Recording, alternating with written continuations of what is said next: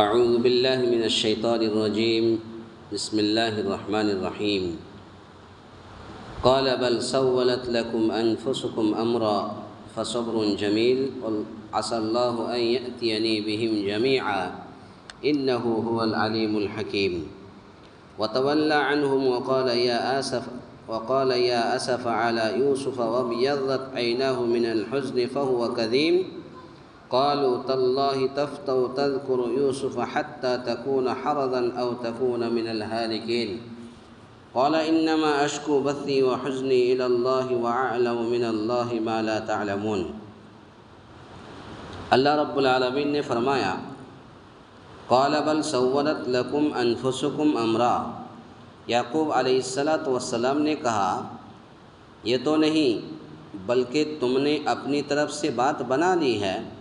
بس اب صبر ہی بہتر ہے۔ قریب ہے کہ اللہ تعالیٰ ان سب کو میرے پاس ہی پہنچا دے، وہی علیم ہے، وہی حکیم ہے، علم والا ہے، حکمت والا ہے۔ وَتَوَلَّى عَنْهُمْ وَقَالَ يَا أَسَفَ عَلَى يُوسُفَ وَابْيَضَّتْ عَيْنَاهُ مِنَ الْحُزْنِ فَهُوَ كَظِيمٌ، پھر ان سے منہ پھیر لیا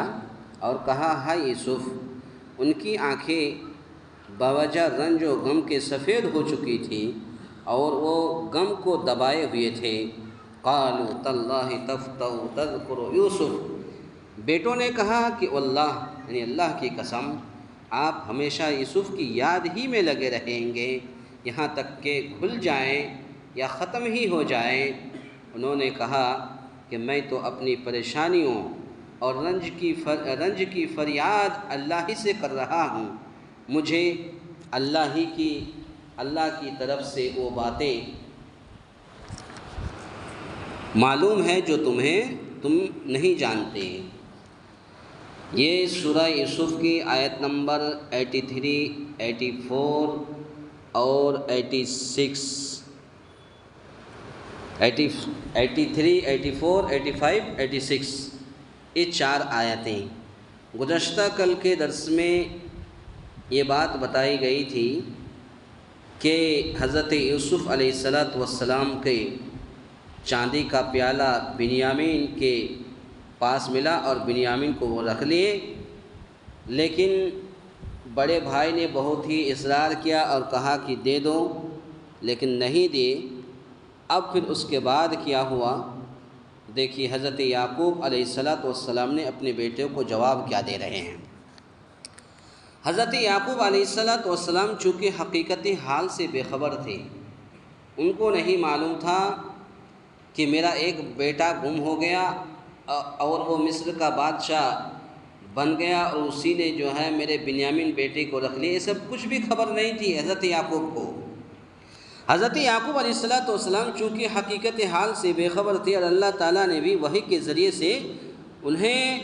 حقیقت واقعہ سے آگاہ نہیں فرمایا، وہی بھی نازل نہیں کہ اللہ رب العالمین نے کہ یعقوب کو بتا دیں کہ آپ کا بیٹا جو یوسف جو گم ہو گیا تھا وہ اہل منصب پر فائز ہے اور وہ مصر کا بادشاہ بن چکا ہے، یہ سب کچھ بھی وہی نازل نہیں کی۔ اس لیے وہ یہی سمجھے کہ میرے ان بیٹوں نے جس طرح اس سے قبل یوسف علیہ السلام کے معاملے میں اپنی طرف سے بات گڑھ کر بیان کی تھی، اب پھر اسی طرح انہوں نے اپنی طرف سے بات بنا لی ہے۔ اب یعقوب علیہ السلام یہی سمجھ رہے تھے کہ میرے ان بیٹوں نے جس طرح سے حضرت یوسف علیہ السلام کے معاملے میں اپنی طرف سے بات گڑھ لی کہ دیکھیے ان کا کرتا لا کر کے دکھا دیا، خون میں بھیڑیا ذبح کر کے ان کے خون میں لت پت کر دیا اور کہا کہ دیکھیے بھیڑیا کھا گئے۔ ٹھیک اسی طرح سے بنیامین کے بارے میں بھی انہوں نے باتیں بنا لی، یہ حضرت یعقوب علیہ السلام کہہ رہے ہیں۔ پھر انہوں نے اسی طرح اپنی طرف سے باتیں بنا لی ہیں کہ بنیامین کے ساتھ انہوں نے کیا معاملہ کیا، تو اس کا یقینی علم تو حضرت یعقوب علیہ السلام کے پاس نہیں تھا، لیکن یوسف علیہ السلام کے واقعے پر قیاس کرتے ہوئے ان کی طرف سے حضرت یعقوب علیہ السلام کے دل میں بیجا طور پر شکوک و شبہات تھے، شک تو تھا، ظاہر سی بات ہے، ایک بیٹا کو ہم نے گم کر دیا، پھر دوسرا بیٹا بھی چلا گیا، وہ بھی نہیں آیا، تو کچھ نہ کچھ تو شک و شبہات تھے۔ اس کے بعد پھر کیا ہوا؟ اب پھر سوائے صبر کے کوئی چارہ نہیں ہے۔ جب کوئی انسان پریشانی مبتلا میں رہتا ہے، سارے دروازے بند ہو جاتے ہیں، تو ایک ہی دروازہ کھلا رہتا ہے، وہ ہے صبر کا دروازہ۔ انسان صبر کرتا ہے تو صبر کا پھل اللہ تعالیٰ اسی دنیا میں دے دیتا ہے۔ تو حضرت یعقوب علیہ السلام نے کہا کہ اب کوئی چارہ نہیں ہے، اب کچھ نہیں کر سکتا میں، اب صرف سوائے صبر کے، یعنی صبر ہی یہ حل ہے مسئلے کا، اور وہی راستہ بتائے گا۔ اب پھر سوائے صبر کے کوئی چارہ نہیں تھا، لیکن صبر کے ساتھ امید کا دامن بھی نہیں چھوڑا۔ کون؟ حضرت یعقوب علیہ السلام۔ جمیعہ سے مراد یوسف علیہ السلام، بنیامین اور وہ بڑا بیٹا ہے۔ جمیعہ یہ جمع کا صیغہ یعنی پلورل ہے، اس کا مطلب یہ ہے کہ تینوں بیٹا، یوسف علیہ السلام، بنیامین اور وہ بڑا بیٹا روبیل، جو مارے شرم کے وہی مصر میں رک گیا تھا، یعنی انہوں نے ہی جا کے باپ سے اصرار کیا کہ بنیامین کو ساتھ میں دے دیجیے تو غلہ زیادہ ملے گا اور بنیامین کا حصہ بھی ملے گا، تو وہی جا کر کے وہ شرم کے مارے جب بنیامین کو نہیں دیا تو وہی مصر میں رک گیا تھا۔ کہا کہ یا تو والد صاحب مجھے اسی طرح آنے کی اجازت دے دے، یا پھر میں کسی طریقے سے بنیامین کو ساتھ لے کر کے آؤں گا۔ اس کے بعد پھر کیا ہوا؟ وَتَوَلَّى عَنْهُمْ وَقَالَ يَا آسَفَ عَلَى يُوسُف، پھر ان سے منہ پھیر لیا اور کہا ہائے یوسف۔ ان کی آنکھیں بوجہ رنج و غم کے سفید ہو چکی تھی اور وہ غم کو دبائے ہوئے تھے، یعنی اس تازہ صدمے نے، یعقوب علیہ السلام کہہ رہے ہیں، اب اس تازہ صدمے نے یوسف علیہ السلام کی جدائی کے قدیم صدمے کو بھی تازہ کر دیا۔ اب حضرت یعقوب علیہ السلام کا کہنا ہے کہ یوسف علیہ السلام گم ہو گئے، بھیڑیا کھا گیا، کچھ کیا ہوا نہیں ہوا وہ میں بھول گیا، لیکن جب پھر بنیامین کا معاملہ آ گیا تو اس تازہ معاملے میں، اس تازہ صدمے نے یوسف علیہ السلام کی جدائی کے قدیم صدمے کو بھی تازہ کر دیا، یعنی آنکھوں کی سیاہی مارے غم کے سفید میں بدل گئی تھی۔ اللہ اکبر! اتنے غم میں تھے حضرت یعقوب علیہ السلام کہ آنکھوں کی جو سیاہی تھی وہ مارے غم کے سفیدی یعنی سفید ہو گئی تھی۔ اس کے بعد پھر اللہ رب العالمین نے فرمایا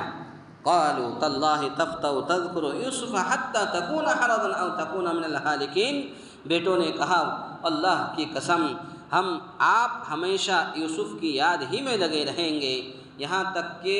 بھول جائے یا ختم ہی ہو جائے۔ تو حرزن، یہاں جو حرزن ہے حتی تکون حرزن، تو حرزن اس جسمانی عارضے یا ضعف عقل کو کہتے ہیں جو بڑھاپے، عشق یا پے در پہ صدمات کی وجہ سے انسان کو لاحق ہوتا ہے، اس کو کہتے ہیں حرز۔ تو ظاہر سی بات ہے یعقوب علیہ السلام ایک لمبے زمانے سے وہ صدمے میں تھے، غم میں تھے، ابھی وہ غم ختم نہیں ہوا، پھر بنیامین کا غم آ گیا، تو جس کی وجہ سے یہ حرز کا لفظ آیا ہے۔ یوسف علیہ السلام کے ذکر سے بھائیوں کی آتش حسد پھر بھڑک اٹھی اور اپنے باپ کو یہ کہا، یہ جو بھائیوں نے یہ سب کیا تھا اور یوسف علیہ السلام کو کنویں میں پھینک دیا اور خون میں لت پت کپڑا دکھا دیا، تو پھر وہی غصہ پھر بھڑک اٹھی باپ کے اوپر، اور باپ کو کیا کہا؟ یہ کہا، اللہ رب العالمین نے فرمایا، انہوں نے کہا کہ میں تو اپنی پریشانیوں اور رنج کی فریاد اللہ ہی سے کر رہا ہوں، مجھے اللہ کی طرف سے وہ باتیں معلوم ہیں جو تم نہیں جانتے۔ اس سے مراد یا تو وہ خواب ہے جس کی بابت انہیں یقین تھا کہ اس کی تعبیر ضرور سامنے آئے گی اور وہ یوسف علیہ السلام کو سجدہ کریں گے،